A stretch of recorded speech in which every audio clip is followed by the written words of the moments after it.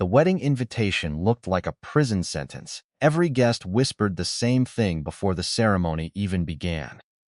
Poor girl, they say the CEO has been in a wheelchair ever since the accident. She isn't marrying for love.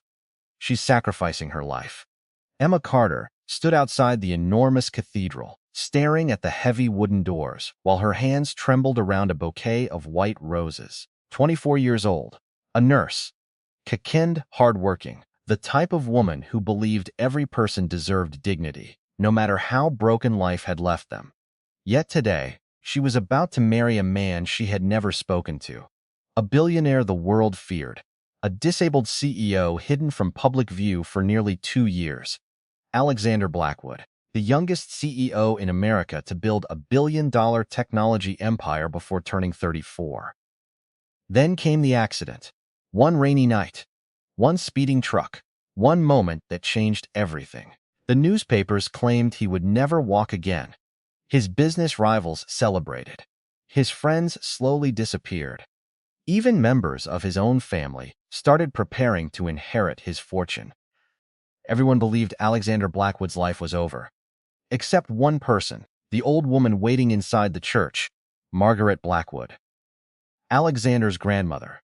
She had searched for months, looking for someone who would treat her grandson like a human being instead of a bank account. Every woman introduced through wealthy families smiled only when cameras were present. The moment they saw his wheelchair, their eyes filled with disappointment. Some refused the marriage immediately. Others secretly demanded millions before agreeing. One even laughed. Alexander never forgot that laugh. Eventually, he stopped meeting anyone. He locked himself inside his mansion and buried himself in work, until Margaret walked into a small community hospital one winter afternoon. She wasn't feeling well. Nothing serious. Just high blood pressure. While waiting for her examination, she noticed a young nurse kneeling beside an elderly homeless patient. The old man smelled terrible. His clothes were dirty. Other patients avoided him. Emma didn't. She gently washed his hands, brushed his hair, fed him warm soup with a smile. When he apologized for being poor, she squeezed his hand. "You don't owe anyone an apology," she said softly. "You've lived a lifetime. That deserves respect." Margaret watched silently. Then another patient began shouting at Emma because his appointment had been delayed. Emma apologized politely, even though it wasn't her fault. 5 minutes later, she noticed the same angry man sitting alone. She quietly brought him a cup of coffee. "I figured you might be tired." His anger disappeared instantly. Margaret couldn't stop thinking about that nurse. A week later, she investigated Emma. No criminal record, no scandals, no wealthy relatives, no hidden ambitions. Just unpaid student loans, endless overtime shifts, and a tiny apartment where she cared for her younger brother after their parents died years earlier. Margaret smiled. "I found her." Emma almost laughed when she first received the proposal. Marry America's most mysterious billionaire? Impossible. Then reality arrived. Her younger brother Daniel needed emergency heart surgery. Insurance refused to cover everything. The remaining cost was nearly $400,000.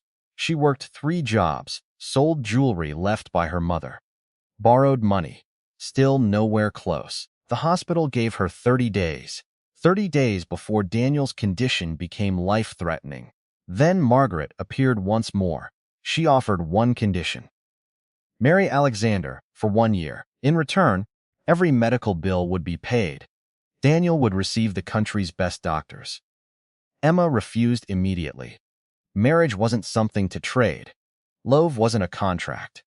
But every passing day, Daniel became weaker. One night she found him secretly crying because he thought he was becoming a burden. That was the moment her heart broke. She accepted, not for money, not for luxury, for family. Now she stood before the church doors, wondering what kind of man waited inside. Was he cruel? Cold? Bitter? Would he hate her because she wasn't there by choice? The doors slowly opened. Hundreds of guests turned toward her. Whispers spread across the cathedral. Alexander waited near the altar in a sleek black wheelchair. His tailored suit fit perfectly. His expression revealed nothing: sharp jaw, dark hair, piercing gray eyes that seemed impossible to read. He didn't smile. Neither did she. The ceremony lasted only 20 minutes. Neither exchanged romantic vows. Only simple promises required by law. When the officiant announced them husband and wife, cameras flashed everywhere. Business headlines appeared online within minutes. The disabled CEO finally marries. The billionaire's mystery bride revealed. The marriage everyone calls a business deal. No one noticed Alexander looking at Emma. Not once, not twice, constantly. Because while everyone believed today was the first time he'd ever seen her, he knew something no one else did. He had already fallen in love with her months ago. Emma simply didn't remember the day they met. Emma didn't remember that rainy afternoon because, to her, it had been just another exhausting shift at the hospital. She had rushed from one patient to another without stopping for lunch, her shoes soaked after running through the parking lot to help an elderly man who had slipped on the wet pavement. She never noticed the black luxury SUV parked across the street, or the man sitting inside it, watching everything through the tinted window. Alexander remembered every second. He had gone to the hospital for a follow-up appointment after months of rehabilitation, already tired of the pity in people's eyes. Nurses whispered when they thought he couldn't hear them. Visitors stared at his wheelchair longer than they looked at his face. Investors who once begged for meetings now spoke to his lawyers instead of him. He had started believing the world only respected people who looked strong. Then he saw Emma. She didn't know who he was. She didn't recognize the famous CEO hidden beneath a baseball cap and dark sunglasses. When his wheelchair became stuck near the hospital entrance, because one wheel caught in a cracked section of pavement, dozens of people walked past without stopping. Emma was the only one who hurried over. "Hold on," she said with a warm smile. "Let me help." She pushed the wheelchair free without asking for anything in return. "Are you okay?" she asked. Alexander nodded. "Thank you." She smiled again. "You're welcome. Have a good day." That was it. No questions, no awkward sympathy, no curiosity about his condition. Just simple kindness before she rushed back inside because another patient needed her. Alexander watched her disappear through the sliding doors, feeling something he hadn't experienced since before the accident. Hope. He asked his assistant to find out who she was, but before any investigation began, he stopped it. "No," he said quietly. "If fate wants us to meet again, it will happen naturally." Months later, his grandmother unknowingly brought Emma back into his life. Fate, it seemed, had been listening. Now, after the wedding, Emma followed Alexander into the back seat of a long black limousine, specially modified for his wheelchair. The silence between them felt heavier than the rain tapping against the windows. She folded her hands nervously. "Thank you for helping my brother." Alexander looked out the window before answering. "He's receiving the best treatment available." "I know," Emma whispered. "I'll never forget that." He nodded once. "You don't owe me gratitude. It was part of the agreement." His voice sounded calm, almost cold, making Emma wonder if every conversation with him would feel this formal. She decided not to force small talk. During the hour-long drive, neither of them spoke another word. The Blackwood estate stood behind enormous iron gates overlooking acres of gardens, fountains, and ancient oak trees. It looked more like a royal palace than a private home.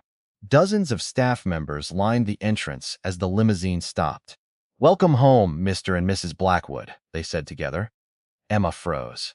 Home. The word felt strange. A house could become home only when people cared for one another. Right now, this was simply a beautiful place filled with strangers. Inside, marble floors reflected crystal chandeliers that sparkled above them.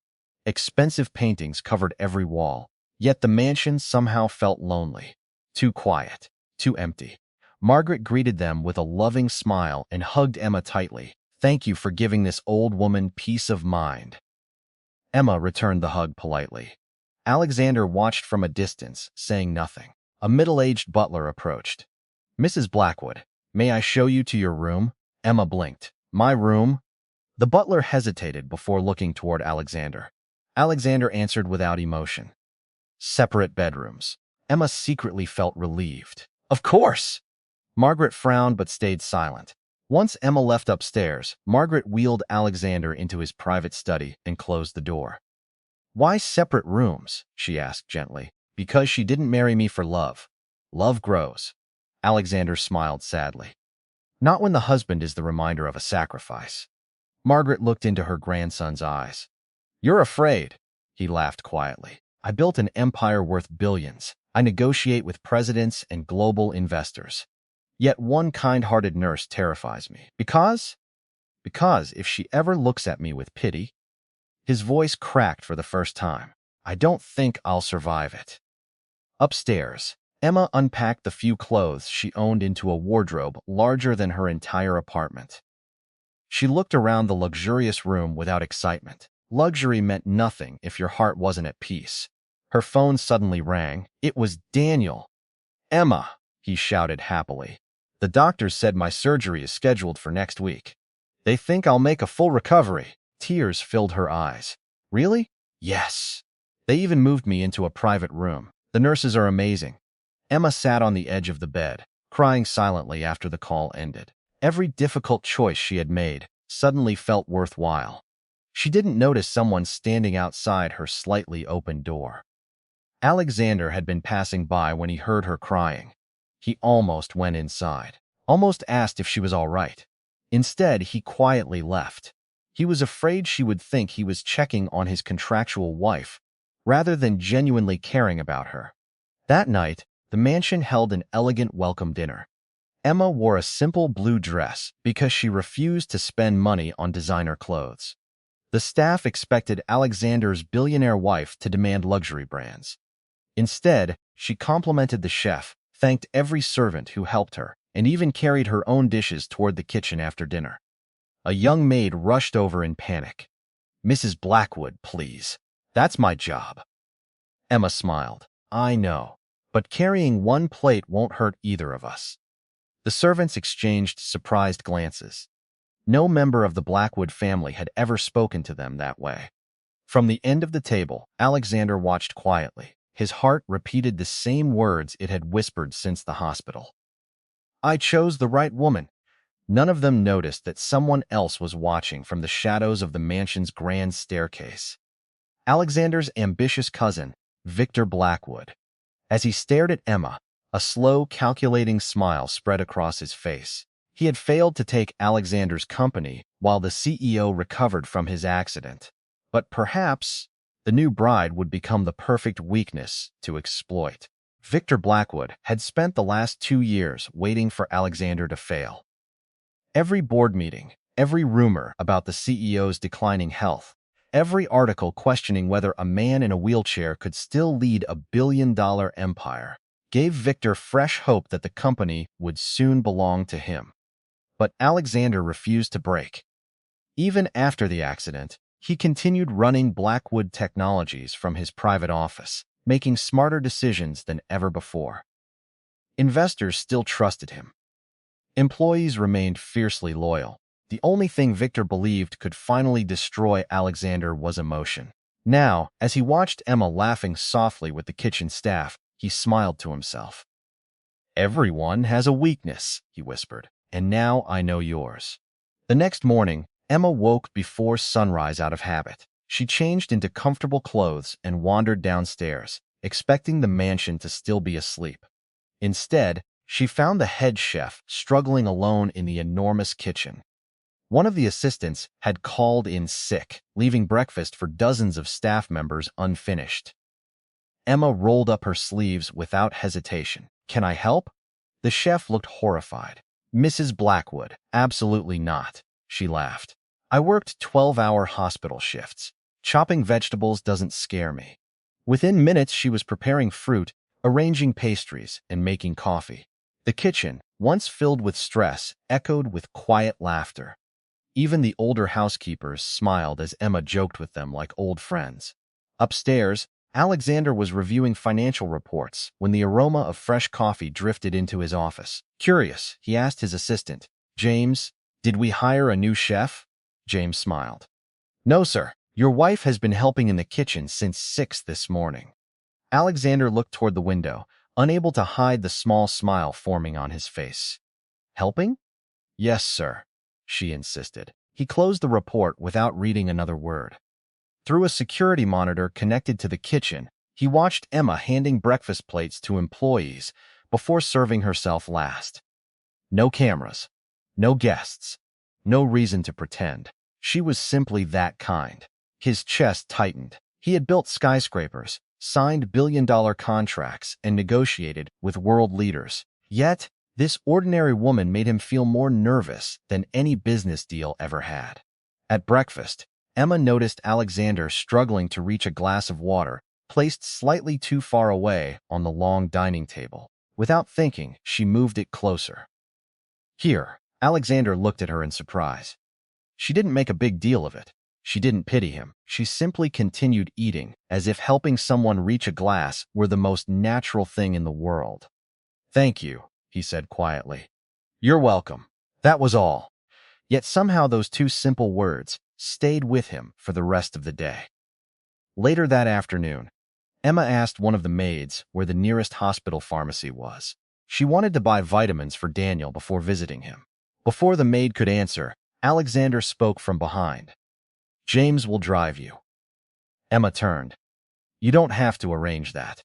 It's on his route. She knew it probably wasn't, but she nodded anyway. During the drive, James couldn't help smiling. May I tell you something, Mrs. Blackwood? Of course. I've worked for Mr. Blackwood for 11 years. That must have been interesting. James chuckled. He hasn't smiled this much since before the accident. Emma blinked. Really? You may not notice it, but we all do. She looked out the window, unsure what to say. At the hospital, Daniel looked healthier than he had in months. His color had returned, and for the first time in weeks, he was joking with the nurses. Look at this room, he laughed. I feel like a celebrity. Emma hugged him tightly. You'll be home before you know it. As they talked, she failed to notice Victor standing across the corridor, speaking quietly with another visitor. He recognized her instantly, so this was where her brother was being treated. Information was power, and Victor loved collecting both. That evening, Alexander attended an online board meeting from his study, while Emma sat in the mansion library reading medical journals. Suddenly, raised voices echoed from the hallway. One of the younger maids accidentally dropped an expensive porcelain vase worth thousands of dollars. It shattered across the marble floor. The frightened girl burst into tears. I'm so sorry. Please don't fire me. Before anyone could respond, Emma knelt beside her. Are you hurt? The maid stared in confusion. The vase can be replaced, Emma said gently. Your hands can't. She carefully checked the girl's fingers for cuts before helping her stand. At that exact moment, Alexander rolled out of his study after hearing the noise.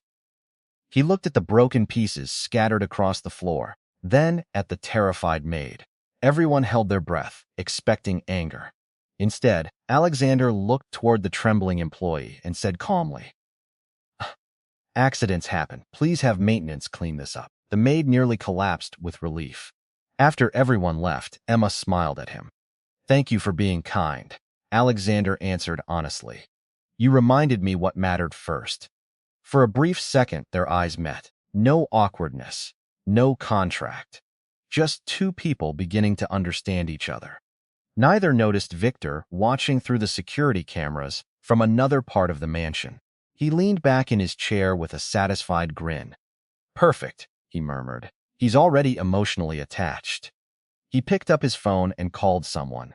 Start digging into Emma Carter's past. I don't care how clean she looks. Find me something I can use, or create it. The following week, the mansion felt different. It was still grand, still elegant, but it no longer felt cold. Staff members laughed more often. The chefs experimented with new recipes because Emma always complimented their work. The gardeners proudly showed her the first summer roses blooming near the fountain. Even the elderly butler admitted he hadn't seen the house this full of life in years. Alexander noticed every change. He also noticed something else. Emma never asked for expensive jewelry. She never requested designer clothes. She never used his credit cards. When his assistant handed her a platinum card with no spending limit, she politely returned it. "I already have everything I need." James looked confused. "But you're Mrs. Blackwood." Emma smiled. "That doesn't mean I should waste money." When James reported the conversation, Alexander couldn't hide his surprise. "She gave it back?" "Immediately, sir." A quiet smile crossed Alexander's face. "Keep it available anyway." That afternoon, Emma visited Daniel again. She brought homemade soup prepared with the mansion's chef instead of buying expensive food from a luxury restaurant. Daniel laughed after tasting it. "This is way better than hospital food." "You don't have to flatter me." "I'm serious." For a while, they talked about childhood memories, their parents, the tiny apartment where they had grown up, the dreams they once shared before life became difficult. Daniel suddenly became quiet. "Emma, what is it? You don't have to keep pretending you're okay." She looked away. "I don't know what you mean." "You married someone you didn't know because of me." She forced a smile. "I married someone who saved your life." Daniel lowered his head. "I'll spend the rest of my life making sure your sacrifice wasn't wasted." Emma squeezed his hand. "You getting healthy is all I ever wanted." Outside the hospital room, someone lowered a camera. Victor's private investigator had captured every emotional moment. He smiled as he sent the photos directly to Victor. Meanwhile, Alexander attended an important shareholders meeting downtown. It was his first public appearance in months. News reporters crowded outside Blackwood Technologies headquarters. The moment Alexander's wheelchair appeared, cameras exploded with flashes. Some reporters asked respectful questions. Others weren't so kind. "Mr. Blackwood, can a disabled CEO really continue leading a global company? Do investors still believe in your leadership? Is your marriage simply a publicity strategy?" Alexander remained calm. He answered every business question professionally, ignored the insulting ones. Inside the conference room, directors applauded when he presented the company's newest international expansion. Profits had exceeded expectations. Even those who secretly doubted him couldn't argue with the numbers. Victor watched from across the table. His smile never reached his eyes. After the meeting ended, he approached Alexander. "Cousin." Alexander looked up calmly. "Victor, I heard your wife spends a lot of time at hospitals." Alexander answered without hesitation. "Her brother is recovering." Victor nodded slowly. "Family is important." There was something unsettling about the way he said it. Alexander noticed so did James, but neither had proof of anything. That evening, Emma returned to the mansion carrying fresh flowers from Daniel. "They're for your grandmother," she explained. "She visits me every week." Daniel wanted to thank her. Margaret's eyes filled with tears. "No one has ever brought me flowers simply to say thank you." Emma laughed softly. "I think people should hear thank you more often." Alexander watched the exchange from across the room. Agan, no cameras, no audience, no reason to impress anyone. She simply cared. Later that night, a heavy thunderstorm swept across the estate. Lightning illuminated the enormous mansion while rain hammered against every window. Emma couldn't sleep. She walked downstairs to make tea and noticed a light glowing beneath the library door. Inside, Alexander sat alone beside the fireplace. A blanket rested across his legs. Medical files lay open on the table. He quickly closed them when he noticed her. "I'm sorry," Emma said. "I didn't mean to interrupt." "You didn't." She hesitated. "Couldn't sleep either?" He nodded. "The rain." She smiled faintly. "I've always liked thunderstorms." Alexander looked surprised. "Most people hate them. They remind me that storms always pass." For a long moment, neither spoke. The silence wasn't uncomfortable anymore. Emma noticed the medical file still partly visible beneath his hand. Without meaning to pry, she caught one sentence. Asterisk. Experimental neurological rehabilitation program. Asterisk. She looked at him. You're still going to therapy. Alexander didn't answer immediately. Every week, I thought. The newspapers said I'd never walk again? She nodded. They were repeating what doctors believed 2 years ago. And now? He looked into the fire. Now some specialists believe there's a small chance. How small? They don't know. Emma smiled gently. In medicine, even a small chance is still hope. Those words settled deep inside him. Not false encouragement, not empty promises, just honest hope. For the first time in years, Alexander admitted something he had never told anyone outside his medical team. Sometimes, he paused. I'm afraid to hope too much.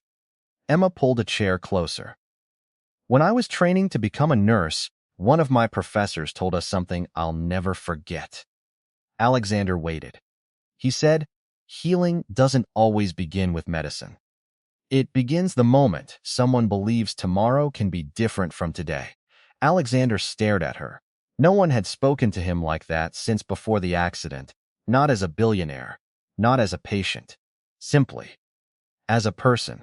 For the first time since their marriage, he smiled without holding anything back. It wasn't a polite smile or a business smile. It was real. Emma blinked, almost caught off guard. You should smile more. Alexander chuckled quietly. I'll consider your professional advice. Neither of them realized someone had just photographed that moment through the rain-covered library window. Victor looked down at the image on his phone and smiled.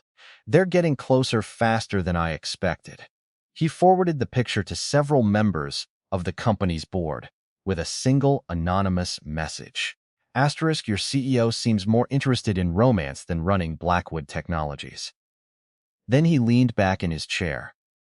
If I can't destroy Alexander through business, his smile grew colder. I'll destroy the one person who taught him how to be happy again. Victor's anonymous message spread through the boardroom faster than he expected. By sunrise, several directors were already whispering that Alexander had become distracted. One photo, one genuine smile.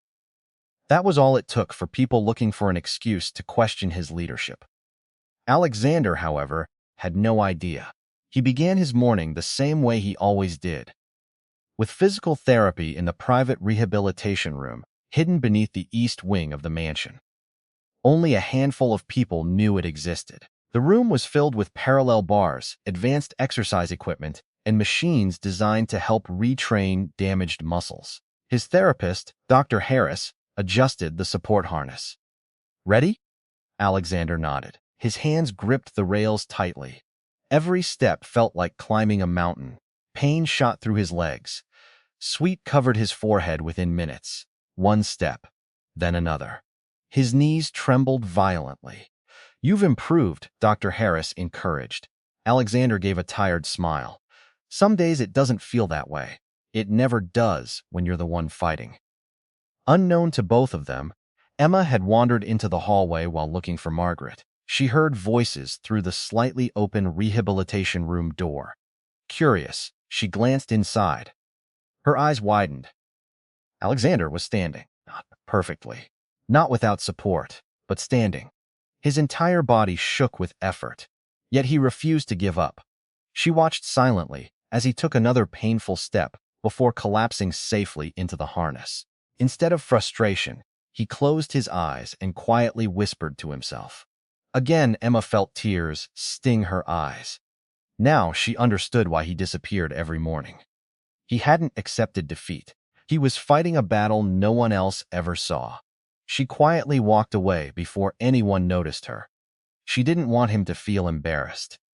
Later that afternoon, she found the mansion library filled with books about neurological recovery. She borrowed several and spent hours reading medical journals, determined to understand his condition better. When Alexander entered unexpectedly, he stopped in surprise. The books scattered across the table, all related to spinal rehabilitation. Emma looked up. I hope you don't mind. You've been reading these? She nodded. I wanted to understand. Why? Because if I'm going to encourage you, she smiled softly, I should know what I'm talking about. For several seconds, Alexander couldn't find the right words. Nobody outside his medical team had ever cared enough to learn. Most people simply offered empty sympathy. Emma offered effort.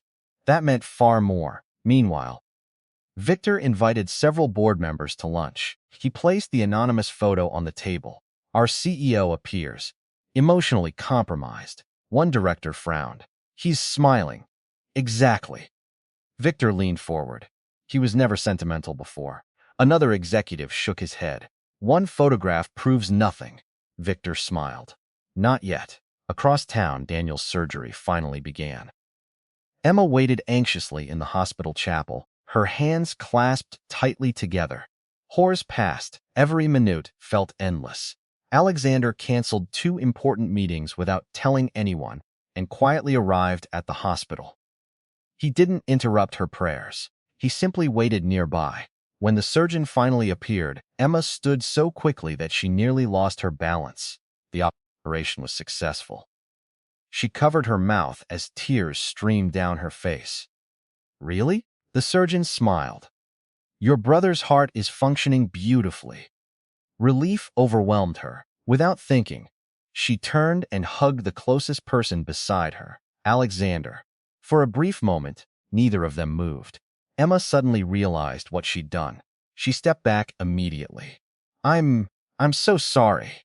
Alexander looked at her with gentle eyes. You don't have to apologize. I wasn't thinking. I know. It was just. You were relieved. She nodded, still embarrassed. Alexander smiled. I'm glad.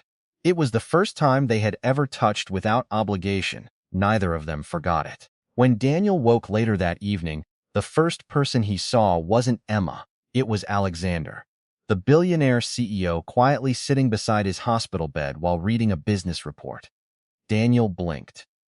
You stayed? Alexander closed the file. Your sister needed a break. Daniel looked toward the hallway where Emma had finally fallen asleep in a chair after nearly 24 hours without rest. He smiled weakly. She always takes care of everyone. Alexander followed his gaze. I've noticed. Daniel hesitated. Can I ask you something? Of course. Do you resent marrying her? Alexander answered without hesitation. No. Daniel looked surprised. My sister thinks she's the lucky one. Alexander's eyes drifted toward Emma. She's mistaken. Before Daniel could ask what he meant, Alexander quietly wheeled himself into the hallway. He removed his suit jacket. Then, without waking her, he gently placed it over Emma's shoulders to keep her warm. James witnessed everything from the end of the corridor. He smiled to himself.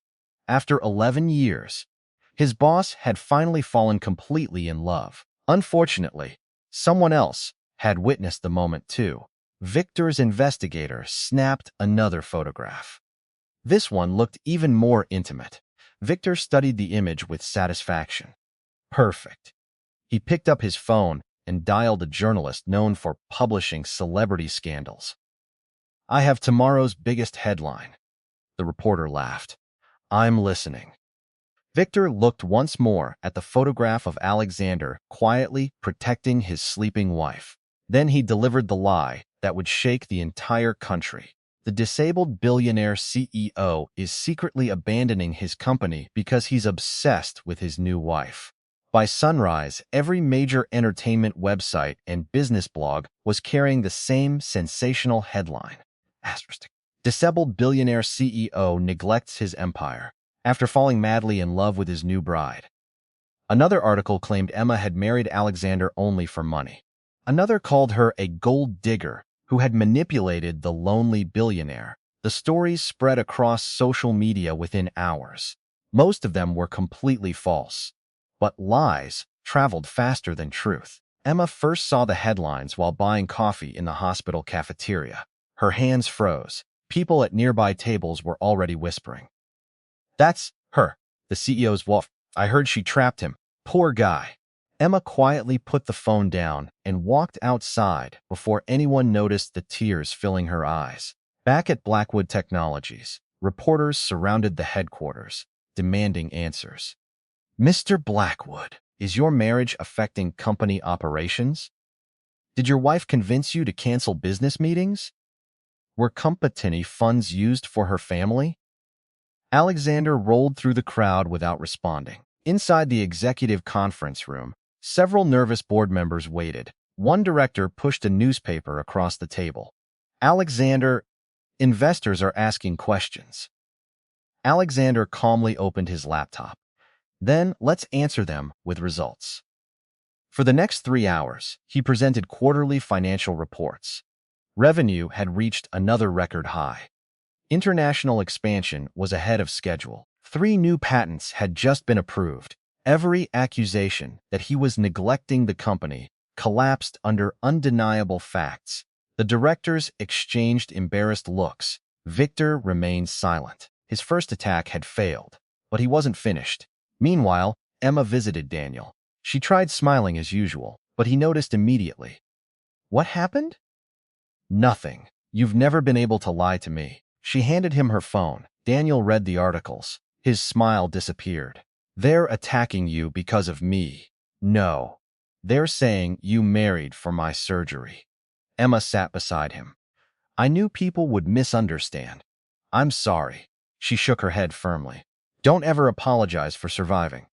Daniel lowered his eyes. I'll repay both of you someday. Emma laughed softly. The only thing you owe us is a healthy life.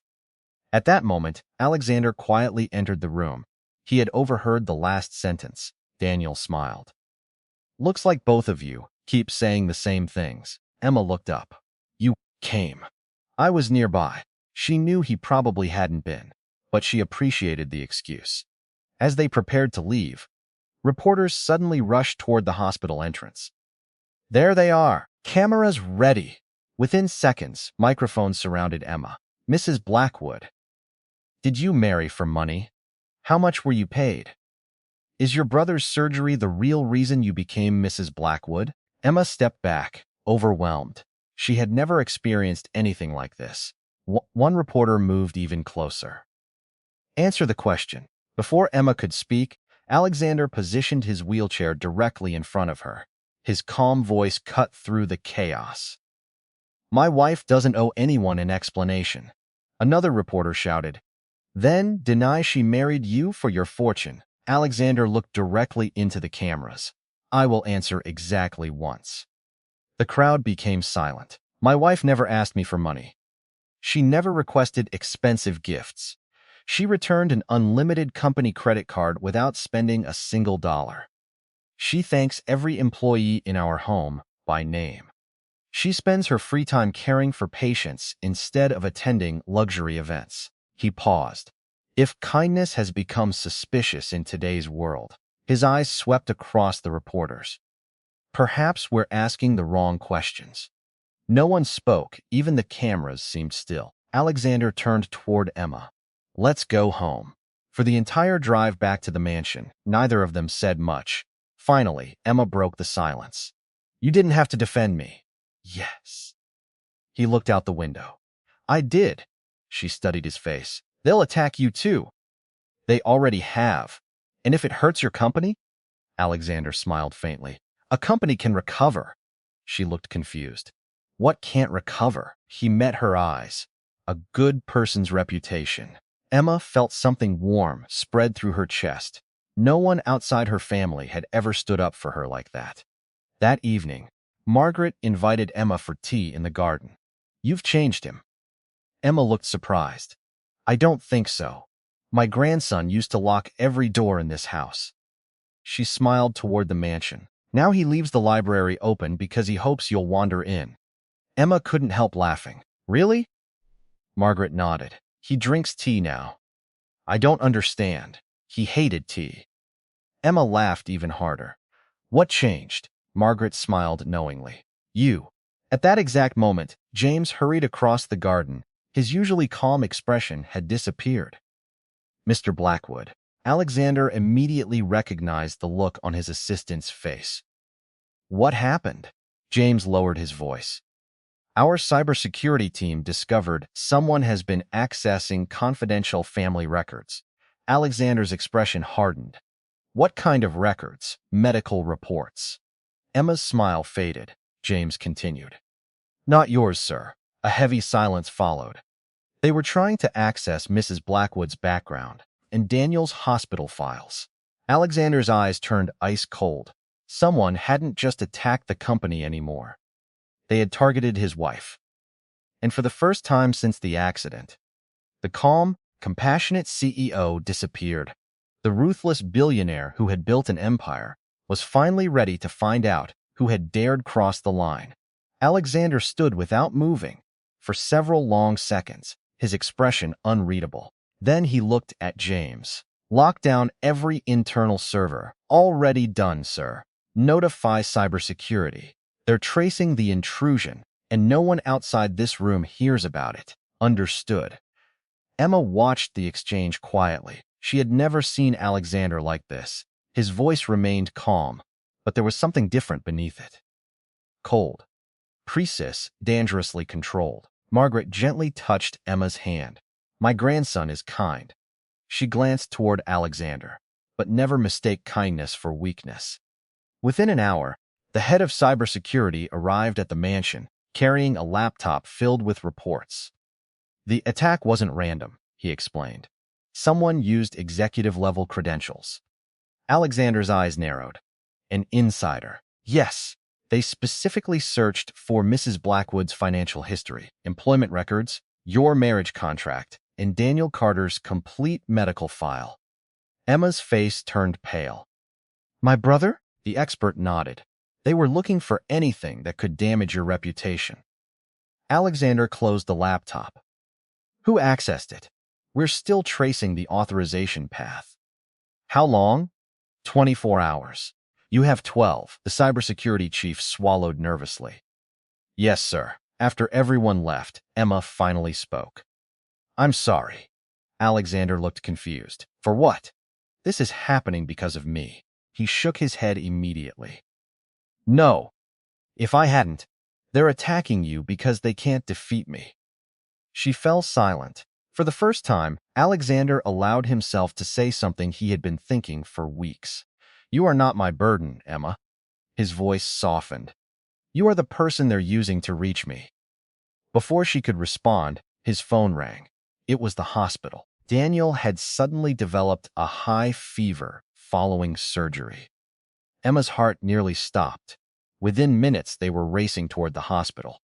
When they arrived, doctors assured them the fever was a common post-operative infection and had already been treated. He'll be fine, the surgeon said. He simply needs observation. Emma nearly collapsed with relief. Alexander quietly remained beside her until she steadied herself. Later that night, Daniel smiled weakly from his hospital bed. I guess I wanted more attention. Emma rolled her eyes. You scared me half to death. Alexander actually laughed. A genuine laugh. Daniel stared in surprise. There it is. Alexander looked puzzled. What? The laugh my sister keeps describing. Emma immediately looked embarrassed. I never. You did. Daniel grinned. You said he smiles more now. Emma covered her face.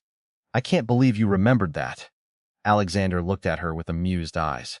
I remember everything. For a brief moment, the room felt wonderfully normal. No billion-dollar companies, no scandals, just laughter. Outside the hospital room, Victor watched from the end of the hallway. He had come hoping Daniel's condition had worsened. Instead, he found the family growing closer. His expression darkened. This isn't working. His assistant stepped beside him. What now? Victor looked through the glass window at Alexander. If people won't turn against Emma, he smiled coldly. Then I'll make Emma turn against Alexander. The following morning, Emma returned to the mansion to collect fresh clothes. As she entered her room, she noticed a plain brown envelope resting on the bed. There was no name, no return address. Inside were dozens of photographs. Alexander attending elegant charity galas with a beautiful woman. Alexander smiling beside the same woman during business dinners. Alexander holding her hand while helping her into a limousine. Emma's chest tightened. The final photograph showed the woman hugging Alexander. A handwritten note fell from the envelope. Did you really think you were the first woman he loved? Emma stared silently at the pictures. She knew they could have innocent explanations. Business events, old memories, friendship. Still, a tiny seed of doubt found its way into her heart. She quickly hated herself for it. I shouldn't even be thinking this. At that exact moment, James knocked gently. Mrs. Blackwood? She hurriedly slid the photographs back into the envelope. Yes? Mr. Blackwood is waiting for you in the garden. I'll be there.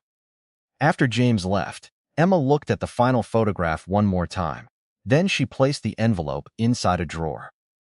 Outside, Alexander was sitting beneath the large oak tree, overlooking the lake. 2 cups of tea rested on the table. I thought you might like some fresh air, he said. Emma forced a smile. Thank you. They sat together in comfortable silence. Finally, Alexander spoke. I've been thinking. About what? Our agreement. Emma looked at him. You've fulfilled every promise. So have you. He took a slow breath. When Daniel fully recovers. She waited. You're free. Emma blinked. Our contract ends whenever you wish. The words should have made her happy. Instead, something inside her unexpectedly hurt. She lowered her eyes to the untouched cup of tea. Neither of them realized they were both silently afraid of the exact same thing. The contract that had brought them together was slowly running out of reasons to keep them together. And hidden behind a second-floor window, Victor smiled as he watched them from afar. He was certain the mysterious photographs would do exactly what he wanted. Because even the strongest hearts could be broken by a single well-crafted lie. Emma tried to forget the photographs. She really did. For the next 2 days, she buried herself in hospital visits, helped Margaret organize a charity fundraiser, and spent hours reading rehabilitation journals for Alexander. Every time the images resurfaced in her mind, she reminded herself of the man she actually knew, not the one frozen in old photographs. Alexander was patient, respectful cult de Ken. Nothing about him matched the cruel stories people loved to invent. Yet doubt had a quiet voice. It didn't shout, it whispered. On the 3rd evening, Alexander noticed something had changed. Emma still smiled, still asked whether he had finished physical therapy, still made sure he never skipped dinner. But there was distance in her eyes. She no longer looked at him the same way. While drinking tea in the library, he finally asked, Did I do something wrong? Emma looked up from her book. What? You've been avoiding me. She immediately shook her head. I'm not. You don't have to protect my feelings. She hesitated. I've just been tired. Alexander nodded politely. He knew it wasn't the truth, but he chose not to push. Later that night, James found him working alone in his office. You noticed, too? Alexander looked away from the computer screen. Yes. Should I ask Mrs. Blackwood if something happened? No. If she wants to tell me, he closed the laptop. She will. The next morning, Margaret invited Emma to help sort old family photographs for the upcoming charity exhibition. Boxes filled with decades of memories covered the sitting room. Emma smiled while looking at pictures of Alexander as a little boy. He looked so happy. Margaret laughed. He was impossible to keep indoors. Another photograph showed teenage Alexander teaching neighborhood children how to ride bicycles. Another showed him carrying groceries for an elderly neighbor. He always looked serious, Margaret said. But his heart has never been. Emma smiled. He still helps people. He learned that from his grandfather. As they continued sorting, Emma suddenly froze. There she was. The same beautiful woman from the mysterious envelope, standing beside Alexander at a formal event. Margaret noticed immediately. Oh. She picked up the picture. That's Sophia. Emma tried to sound casual. She seemed close to Alexander. Margaret smiled warmly. She certainly was. Emma's heart quietly sank. Margaret continued. She was like the daughter I never had. Emma blinked. What? Sophia's father was your grandfather's business partner. They grew up together. They called each other brother and sister. Emma stared at the photograph. Brother and sister? Margaret laughed. When gossip magazines kept insisting they were secretly dating, Sophia nearly choked on her coffee. Emma felt heat rush to her face. So they never. Margaret looked confused. Why would you ask? Emma quickly smiled. No reason. But inside, she already knew. Someone had deliberately tried to mislead her. That evening, she returned to her room and opened the brown envelope again. Now, she looked carefully. Every photograph had been cropped. Anyone standing just outside the frame had been removed. She searched online for one of the charity events shown in the pictures. There it was, the original image. Sophia wasn't hugging Alexander romantically. She was celebrating after winning an International Foundation Award. Half a dozen other people stood beside them. The fake photograph had cut everyone else out. Emma slowly closed the laptop. They wanted me to doubt him. Across the mansion, James entered Alexander's office carrying a thick folder. We traced the cyber attack. Alexander looked up. And the access originated from inside Blackwood Technologies. Who? James placed a report on the desk. The authorization trail leads to an executive account. Alexander read the name. His expression became perfectly still. Victor Blackwood, there was finally proof. James waited. Should I inform legal? Alexander closed the file. Not yet. Sir? If Victor realizes we know, he'll destroy evidence. James nodded. So we wait, we watch, and when the time comes, Alexander's gray eyes turned ice cold. We end this completely. The following afternoon, Emma visited Daniel, who was finally strong enough to walk slowly through the rehabilitation garden. You look happier, he said. Do I? You've been smiling all morning. Emma laughed. I guess I have. Daniel tilted his head. So, she immediately knew what was coming. No, you love him. I do not. You smiled before I even finished the sentence. Emma rolled her eyes. You're impossible. Daniel grinned. I've never seen you defend anyone the way you defend Alexander. She became quiet. I don't even know when it happened. When what happened? When I stopped seeing this marriage as a contract. Daniel smiled knowingly. I think someone else stopped seeing it that way a long time ago. Back at the mansion, Alexander completed another exhausting physical therapy session. This time, he managed 6 unsupported steps between the parallel bars before needing assistance. Dr. Harris couldn't hide his excitement. This is your best progress since the accident. Alexander smiled. I had good motivation. Oh? He looked toward the garden outside the rehabilitation room window, where Emma was laughing with Margaret among the blooming roses. I'd like to be able to walk beside my wife someday. Unbeknownst to him, Emma had approached the open window just in time to hear those words. She stopped in her tracks. Her eyes filled with tears. He wasn't fighting to impress shareholders or silence critics. He was fighting because he dreamed of walking beside her. For the first time since their wedding, Emma's heart stopped resisting what it had quietly been feeling for weeks. She had entered this marriage to save her brother. Somewhere along the way, she had fallen in love with the man she had once believed she would never know. Neither of them noticed Victor watching from the upper balcony. He saw the way Emma looked at Alexander. He saw the hope returning to Alexander's face. His own smile disappeared. They're falling in love, he muttered. Then his expression hardened. If I don't separate them now, they'll become impossible to destroy. Victor realized time was running out. Every plan he had carefully arranged was failing. The fake news hadn't broken Alexander. The edited photographs hadn't turned Emma against him. Even the cyber attack had left traces leading back to him. If he wanted control of Blackwood Technologies, he needed one final move. Something so devastating that neither Alexander nor Emma would recover from it. The opportunity came sooner than he expected. Blackwood Technologies was preparing to announce its largest international partnership in company history. A deal worth billions of dollars. Government officials, investors, global media, and business leaders from around the world would attend the ceremony. It was meant to be Alexander's greatest comeback.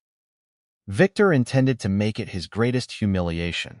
2 days before the event, James entered Alexander's office with an uneasy expression. "Sir, what is it?" The security team found a hidden camera. Alexander looked up sharply. "Where?" "Outside your rehabilitation room." His expression darkened. "Was it recording?" James nodded. "For nearly 3 weeks." Alexander immediately understood. Someone wanted footage of his therapy. Someone wanted proof that he sometimes struggled to stand, not to celebrate his progress, but to mock it. Destroy every recording. James hesitated. "We couldn't." "Why?" "The storage device was removed yesterday." Alexander's jaw tightened. Victor had moved first. Meanwhile, Emma spent the afternoon helping Margaret prepare gift baskets for children at a local shelter. While arranging books and toys, Margaret smiled. "My husband always believed wealth should make other people's lives easier." Emma nodded.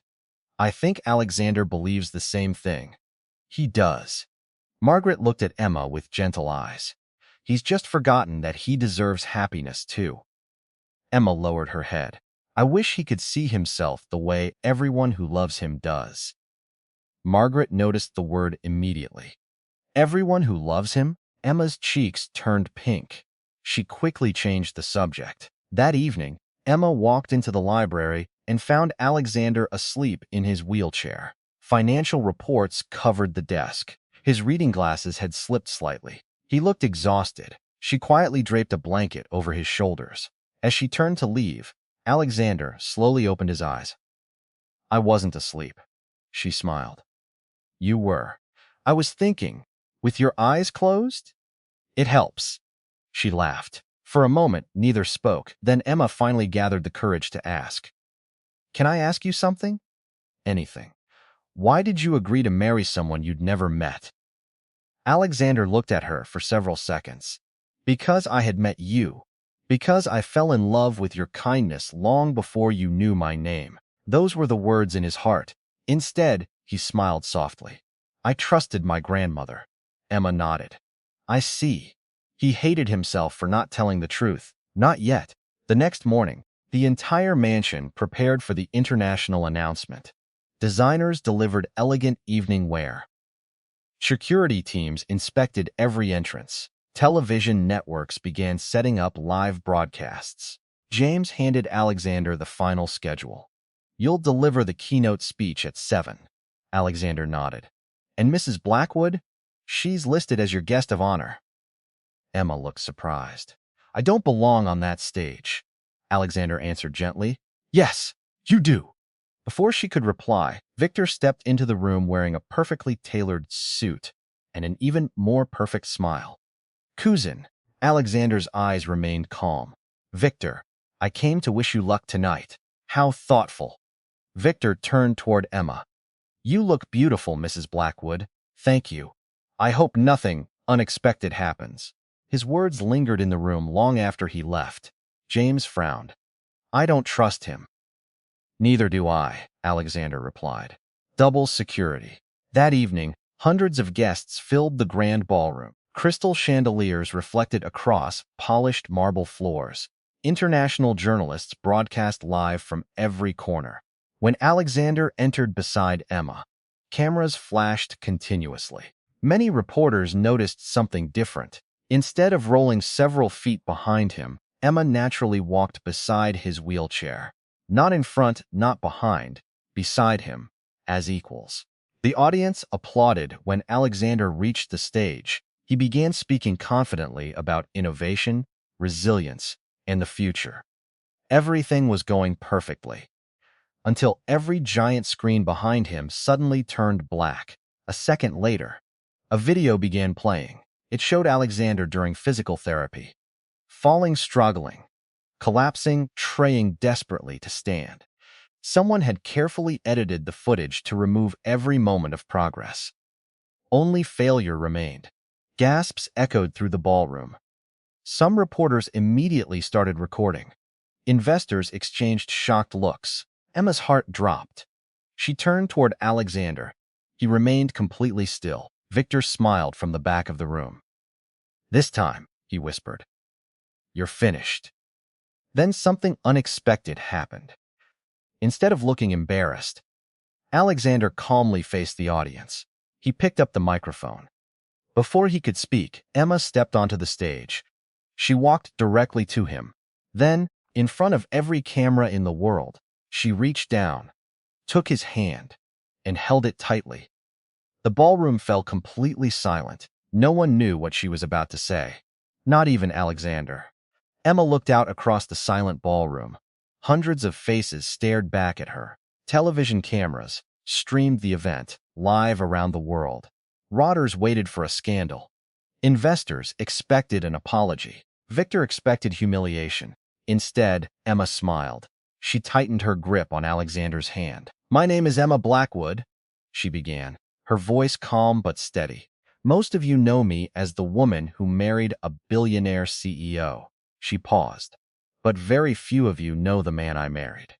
The room remained silent. "You've just watched edited footage of my husband fighting to stand." She looked toward the giant screens. "I watched the real version." She turned back to the audience.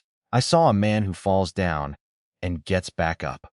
I saw someone who trains every morning before sunrise while the rest of the world sleeps. I saw someone who refuses to quit, even when doctors once told him he never had a chance." Her eyes shimmered with tears. "If that's weakness," she smiled, "then I wish the world had more weak people." The audience exchanged quiet glances. Emma continued.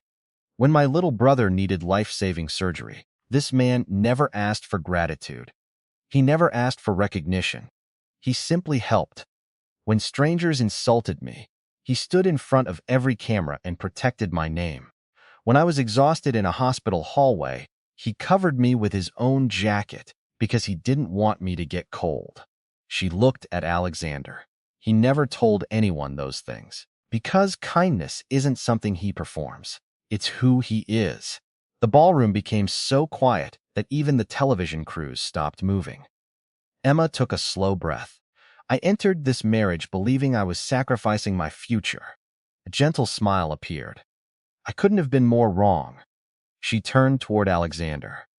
"For months, I thought I was helping a man recover." Her voice softened.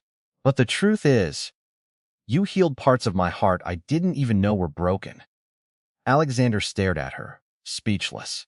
Emma laughed through happy tears. "And since everyone here seems interested in our marriage, I should probably tell you something." She squeezed his hand. "I stopped loving him out of obligation a long time ago." A wave of astonished whispers swept through the ballroom. "I love him because he's brave, because he's kind, because he never lets anyone leave his presence feeling small, and because every single day he chooses hope over despair." For the first time since the accident, Alexander felt tears gathering in his eyes. He had faced hostile shareholders, hostile media, hostile competitors. None of them had ever shaken him. But these simple words, spoken by the woman he loved, reached straight into his heart. The applause started with one elderly investor, then another. Within seconds, the entire ballroom rose to its feet. People weren't applauding the billion-dollar deal anymore. They were applauding courage. Victor's smile disappeared. "No," he whispered. "No." His plan had completely backfired. Instead of embarrassing Alexander, the world had just watched his greatest victory. Alexander slowly raised the microphone. "There is something I've wanted to say for a very long time." He looked only at Emma. "The day my wheelchair became stuck outside a small hospital." Emma frowned slightly. A nurse hurried over and helped a stranger without asking his name. Her eyes widened. "You?" Alexander smiled. "Yes, I was that stranger." Memories suddenly rushed back. The baseball cap, the sunglasses, the rainy afternoon, the wheelchair caught in the broken pavement. Emma covered her mouth. "I remember," Alexander nodded.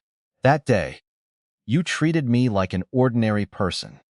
You didn't see a billionaire. You didn't see a disabled man. You simply saw someone who needed help." He laughed softly.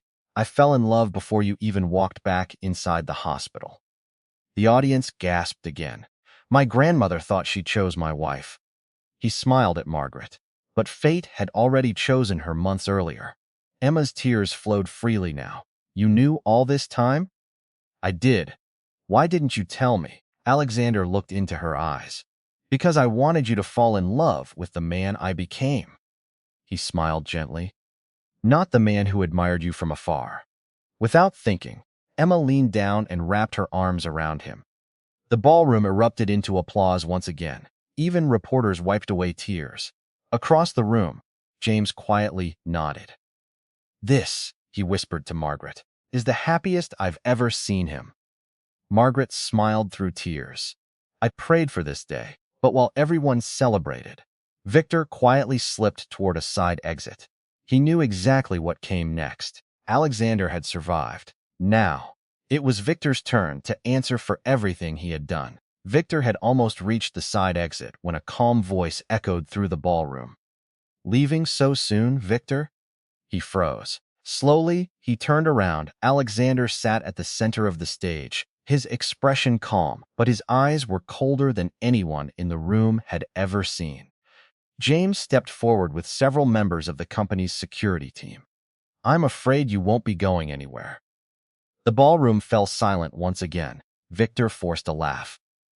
"I have no idea what this is about." Alexander nodded toward the giant screens. "Show them."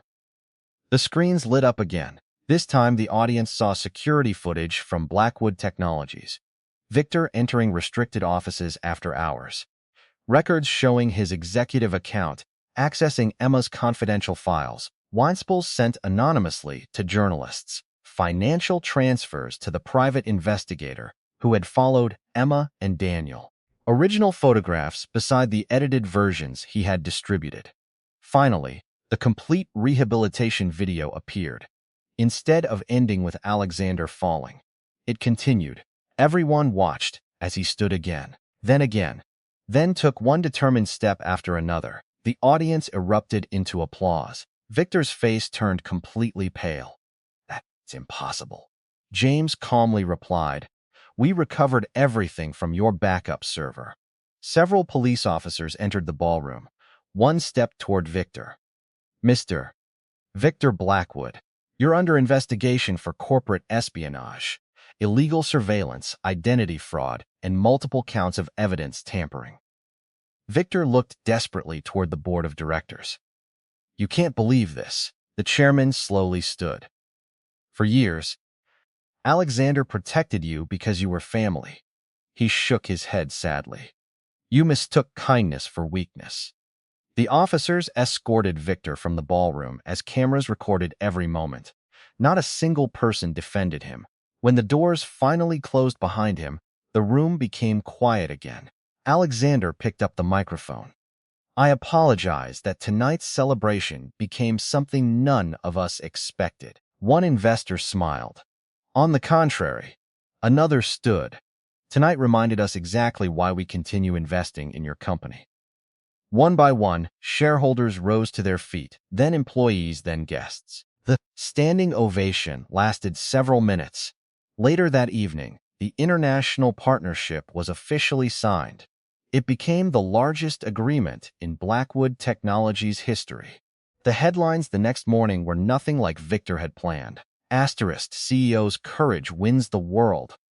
Kindness defeats greed at historic business event. The love story behind America's most inspiring billionaire couple.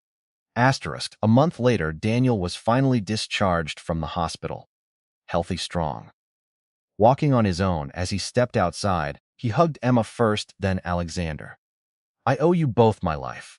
Alexander smiled. "No, you owe us dinner." Daniel laughed. "Deal." Life slowly returned to normal, except nothing truly felt the same. The mansion was no longer quiet. Staff members smiled more often. Margaret filled the halls with fresh flowers every week. Emma continued volunteering at the hospital twice a week, refusing to give up the work she loved. Alexander admired her even more for it. His own rehabilitation continued. Some days were difficult. Some days were painful. But now, He never trained alone. Every morning before sunrise, Emma waited beside the parallel bars. When he felt like giving up, she reminded him how far he had already come. When she became tired after long hospital shifts, he waited with a warm cup of tea and asked about every patient she wanted to talk about. Months passed. One crisp autumn morning, the gardens surrounding the mansion glowed with shades of gold and red. Emma stood beside the lake, watching the sunrise. She heard footsteps behind her. Real footsteps, slow, careful, unsteady. She turned around. Alexander was walking toward her. No wheelchair, no parallel bars, no therapist, just determination. Each step took effort, but he kept coming. Tears immediately filled Emma's eyes. You? Alexander smiled. I promised myself something. He finally reached her. I wanted the first person I walked to. He gently took both of her hands. To be my wife. Emma couldn't stop crying. You did it. We did it. He laughed softly. You never let me believe tomorrow would look like yesterday. He reached into his pocket and removed a small velvet box. Emma gasped. Alexander opened it. Inside was a simple diamond ring. Our first marriage was a contract. He smiled. I'd like our second one to be a choice. His voice trembled slightly. Emma Blackwood. No. He laughed. Emma Carter, will you marry me again? She didn't let him finish. She wrapped her arms around him. Yes, yes, 1,000 times yes. Family members, staff, and friends who had quietly gathered nearby burst into applause. Margaret wiped away happy tears. James smiled from the back of the crowd. Even Daniel pretended to complain. I knew she'd say yes before he finished asking. A few weeks later, they stood once again inside the same cathedral where their story had begun. This time, there was no contract, no sacrifice, no misunderstanding, only love. When the officiant pronounced them husband and wife, Alexander leaned close and whispered, "Thank you for helping a stranger outside a hospital." Emma smiled through happy tears. I didn't help a billionaire that day. She gently squeezed his hand. I just helped the man I was always meant to find. As they walked out of the cathedral together, hand in hand, sunlight poured over the steps, while family and friends cheered around them. The marriage that had begun as an obligation had become a partnership built on trust, compassion, and unwavering love. And for the first time in many years, Alexander didn't feel like the luckiest CEO in the world. He simply felt like the luckiest husband. Like, subscribe, and support my channel. I really need your support. If you enjoy my video, please share it and leave your feedback in the comments.